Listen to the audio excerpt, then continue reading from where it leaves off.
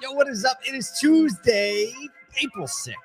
We are talking today about the top things, top dealer groups, top Gen Z brands, top partnerships. Oh, and there's Kyle's head bouncing around the screen. Here I go. The people really want to know who No, I is. I and don't who think I it's be. Thursday. They I stop and actually stay with me. knew it He was knows. Thursday. I thought it was Wednesday, but I really do psych myself out now before every intro, and I like look down at my date and like, what day is it? Because it only says the number and the month. So, so fair enough. That's a fair dig. There's a lot of energy in the room today. We're talking about the top things around top dealers, top brands, top Gen Z brands to be specific. Hey, what now. the top strategies are for content, which we both have passionate feelings about. We haven't talked about this at all, Kyle, but Right. I know we both have passionate feelings about it, and I'm interested to see what you think about it because I have thoughts. You have thoughts. What's up, Larry Feldman? Thank Larry you. Hi, Feldman, in this the chat. guy. One of our favorite people. So yeah, that's the deal. Quick notes. Pitch Tank is back today, baby. Ooh, I'm excited. There's always a lot of energy around it. I think there's going to be a particular energy around it today because we've been off for a month. We're going to have some great moderators, some great companies coming in. And yeah, I think it's good for our industry to be a part of hearing what other people are doing. So whether you're an industry partner or you're a dealer, it doesn't matter. It's like what's going on in the world of auto tech, auto partnerships, and keeping your head up. You never know when you're going to need something that's in the room. Yeah, I mean, if you're not familiar with Pitch Tank it's a clubhouse room where we will have 3 automotive industry vendors pitching their product. They get 2 or 3 minutes. What is it? Yes, 3 minutes to pitch, right? Audio only. And it's like 3 minutes and you're done. And then there's a panel of brilliant dealers and industry partners who kind of just like pick apart the pitch, ask questions about the product. So, if you're ever in those situations where you don't really know what questions to ask or what questions you should be asking, Pitch Tank is a great place to be. You can find that. Oh gosh, what's the URL for our clubhouse? ASOTU.club. ASOTU. Do we have ASOTU? Maybe ASOTU.club. We'll go with it. I think we did that. It's ASOTU.club. Good morning to everybody saying good morning in the chat. Colby, Sandy, Marshall, what is up? We got good people in the house this morning. Okay, so let's get into the first bit of news that we have. Every year, some company, I know it ends with an S. I think the rest of it was cropped out. Automotive News. Yes, the rest of it was cropped out. Automotive News releases this top 150 dealer list. And it's great because they rank, dealer size and performance. And you get to see like people moving up and down on the list. This year we have a little movement. Actually, we had some really significant movement. Yesterday we talked about Lithia going from 3 to 2, which is kind of a big move, right? Like that whoever's fighting for the top 3 spots. But I feel like I can say our very own now. Our very own Liza Borges, owner CEO of Carter Myers Automotive Group.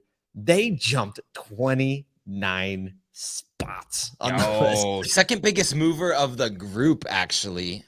So yeah, really cool to see her. And for those that know ASOTU, know that she's close. She's an investor, and so kudos to her, the team over there.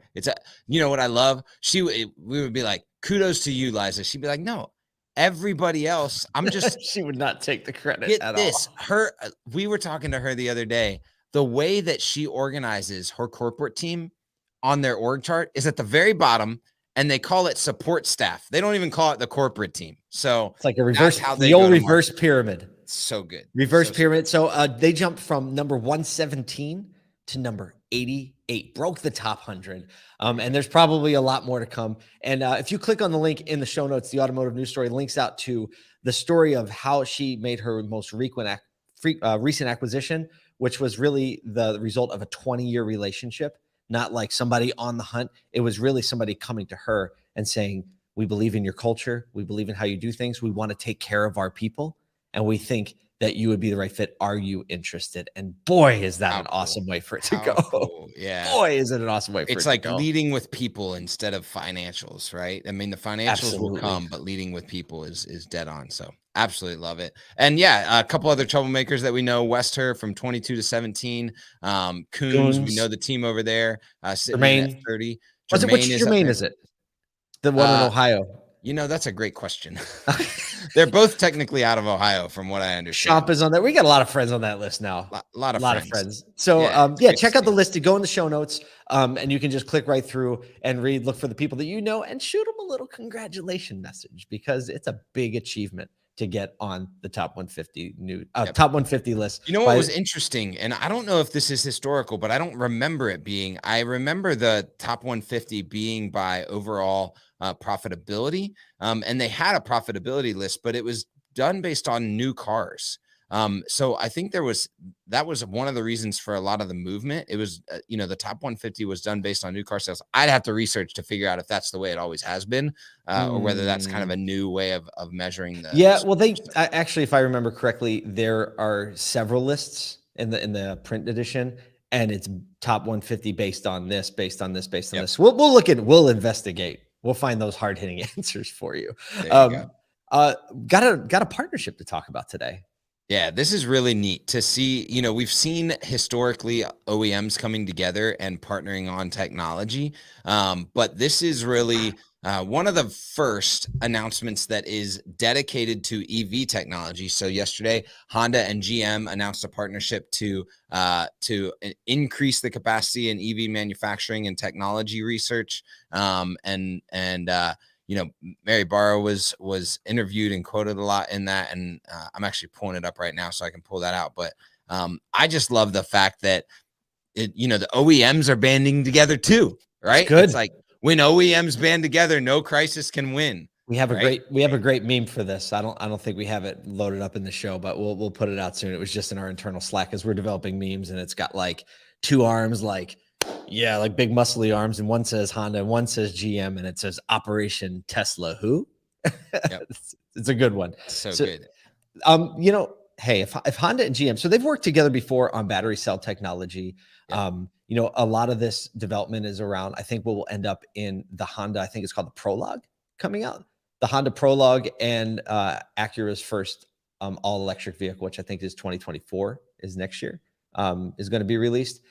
Oh, there it is. Operation Tesla Who. There we go. Now we're talking. On the screen is what we were just showing that. I never fully understand how these partnerships work, right? Like who gets what, who's resourcing what. But there is one thing for sure, is that both of these companies take a different approach on things. And that's I guess any good partnership, right? You get two people that have a different approach on things that really want to accomplish a similar goal together. It's some of the work we do here at ASOTU, right? Just because of my history, the one that I've been closest to in recent past is a Mazda Toyota partnership. There you go. Yep. And the idea for the partnership was not just, manufacturing and bringing, the capacity for both to be at one plant in the US, but also the Mazda engine technology was what Toyota was after, and the Toyota EV technology was what Mazda was after. And so bringing both of those together to drive innovation was something. I mean, this is a 3-4 year old partnership. Everyone's like, who wants engine technology these days? But when you've got a manufacturer that meets and exceeds all of the engine technology guidelines and what's the EPA guidelines that are in the market, that's where Toyota was paying attention. So let me ask you a question. If Honda and GM got together and they were not going to work on automotive technology or a car, what do you think they would build? Well, what's interesting? I mean, Honda and GM are both very, very invested in non-automotive technology already, right? I mean, Honda engines on lawnmowers are like that's what everyone wants, right? So, I do think that whenever you're partnering, at that Lawn scale, equipment. They make something that moves. Right. I was in a Home Depot or Lowe's last night, and I know there have been battery powered lawnmowers, right? That's been a thing, but now like half of them are battery powered. And I saw a full zero turn rider, and it was like blue. I was like, what's the blue about? And then it was a battery powered zero turn. No way. 60 amp hours. I'm like, I need to try one of these. Because there's nothing I worse tried than an electric lawnmower, and that thing just could not. I'm just telling you. It couldn't I keep don't up. care. There's tons of people that are like, that thing gets the job done. I love it. Blah, blah. It just does not get the job Have you ever done. gone Turned from it 3 0 to days later. 60 in 3 seconds in a Tesla? Like, there's no doubt that an electric motor should be able to produce the torque required to cut some grass. It Like, should be. It should right be. now it's not. My main question with that big zero turn lawnmower was like, how fast does this thing go? Yeah. Right? Oh, you're like flying. You're like, I just cut the grass in 10 minutes. You know those people that do the lawnmower soup ups? Yes. You know, I'm like, oh, this is a whole different game. It's a whole other game for EV them. technology into this. Like, someone's gonna get hurt. Someone throws an Ultium battery in a zero turn, and it's like what it's supposed to power a truck, and here comes a zero turn. It's coming. It's coming. Right. Well, okay, we digress into We went way off. but maybe they would build a really fast lawnmower and we would buy it. Looking at Gen Z, right? So Gen Z are now buying vehicles, right? We know like Gen Z are the millennials of 20 years ago, right? So you just think not too long ago, for those of you who can remember, back in 2020 or 2003, I can remember it's the year I started my first business. There you go. We were talking about millennials, right? The conversation was just starting about millennials, right? Oh, entering the workforce, going to be a large buying segment. And now the millennials are like largely middle management and in charge. You kind of are moving in that direction. Now, Gen Z are the new millennials, right? So now we're like, okay, what are these new buying trends? What are these new buying habits? And how can we understand them better? Because now we have to contextualize what we're doing to them.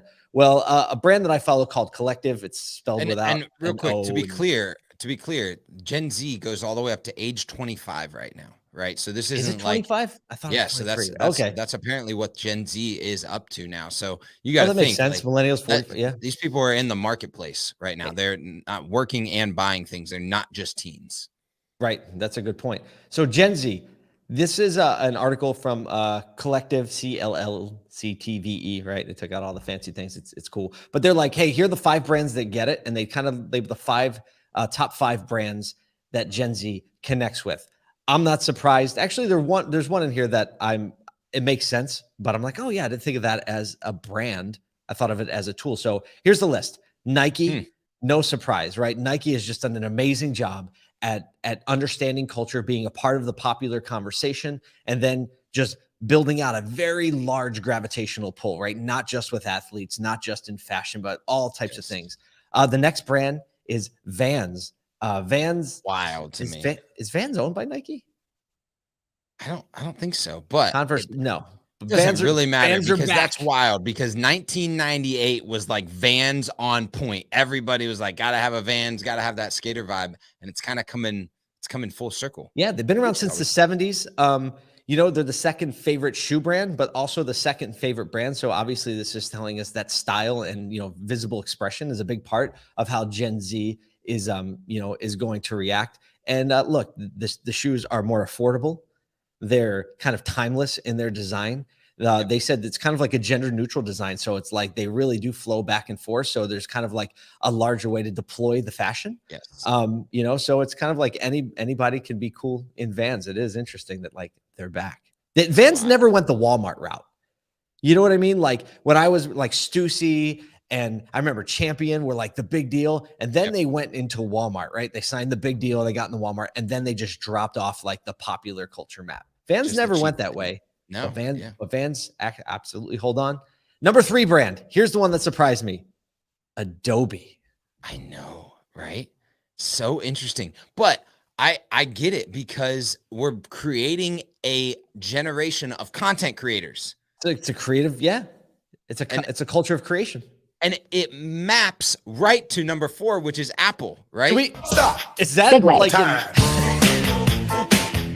did we just do a segue in the middle of a segment? We didn't even know it happened.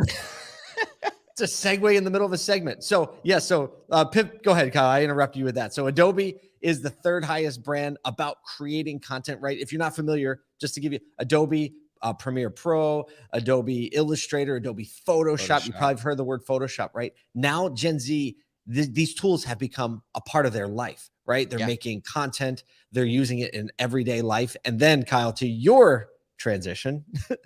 Yeah. So to ping that with Apple, right? And tie that together is really important. But I think probably Apple, the transition, which is number 4. Which is number 4. But really the transition is, how key is creativity around content? How much content do you need to put out, and how creative does it need to be, or does it need to be both? And I didn't even catch this until we started going through this, like this idea of everything needing to be a lifestyle brand, Mhm. right? That no matter what type of brand you are, to approach Gen Z, you have to present yourself as a lifestyle brand, something that is in the lifestyle that I want to exhibit, right? That I want to put out there. I love the example of, Apple back in the day when the Apple used to be turned toward on the computer. It used to be turned toward the user as they So opened be it, up, right. So be upside down when but you it'd be opened it. upside down when you open it, and then they Mhm. turned it so that when you open it, it's right side up to Facing the out. Yeah. onlooker, right? And this is what Gen Z is looking at. They're like, how am I perceived from a lifestyle perspective? Which means I need the tools and resources, so Apple, Adobe, to make myself look good when I have my Vans and my Nike on, right? In the perception of the world, it all kind of loops together. And so Well, that's what real brand connection's about. We'll talk about the yeah, content creation. Let's get back to that for just a second. So Apple is number 4 on the list. The last one is Honey. It's a browser extension that allows you to so find wild. discounts, right? If you're on a site, you're searching, you have the Honey browser extension open. It will automatically search the internet for discounts. I mean, Mr. Beast talks about this a lot, but I mean, it also goes to show you that like Gen Z likes hacking. Likes Yep. hacking to get it done, right? Finding the discount, right? Something that's kind of like built into human nature. So back to the creative thing, back to the brand thing, back to the content thing. Let's get back to that lane. Let's do it. Brand connection is about being a reflection of your own values back at you. That's what I believe brand is. So Yep. when you talk about a fashion brand, right? I think fashion brands get it in the sense that they understand that what you put on your body is going to reflect literally back and express something about your personality. Gen Z is all about that in their creative mindset. They're all about that in the products that they wear. That's why I think mugs like this, early mornings are for troublemakers, work, right? Because it reflects something about my values back at me. So Kyle posed a question, and oh man, we're 17 minutes in. Son of a gun. We got like 20 minutes to go on this one. So Don't worry, again, we're not Kyle, going there. pose the question because you posed it yesterday. We didn't get to it. You posed it. We put it in today. It's so important because we've had some situations in some of the clients we work with where we're like, this is the time to answer this question. So Yeah. you get to pose the The question. question is volume of content enough, or do you have to express some level of creativity for it to land? Right. So what's And more? So to or contextualize that, you're or saying, go ahead. or also on the other side, is a high level of creativity enough without the volume of content, right? Like which wins? Will either one succeed on its own? And is the marriage of content and creativity necessary in order to present brand, present lifestyle, be a reflection of your values? I think it's all about the desired result, but more importantly, it's about the speed of the desired result. Mm, Because if you can flood the market with content, right, that yep, is like kind of ugly and not thought out and a little abrasive and loud, and you can flood the market with it, and guess what? You can get results, right? absolutely. It costs more money, right? Yep. Because you have to put more of it out there, but you can get faster results. I think when you're more intentional about the creative and the messaging and how everything aesthetically looks, all of that communicates something about your brand, which takes longer to develop, right? Absolutely. But once that tree grows, it's going to give you shade for a really, really long time. And so I'm going to lean in the camp of there is no right answer for this.